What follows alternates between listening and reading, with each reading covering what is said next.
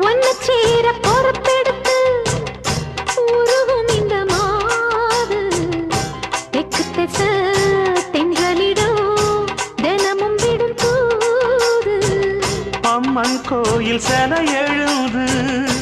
அசஞ்சி வரும்போது உள் மனசு தத்தடிக்கும் உறக்கம் என்பது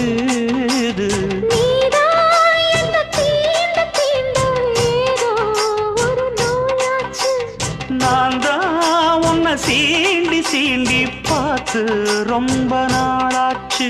கொஞ்சம் இடம் கொடுத்த பச்சை கொடி பிடிச்சா எத்தனையோ வித்தைகளை இப்பவே நீ காட்டிடுவே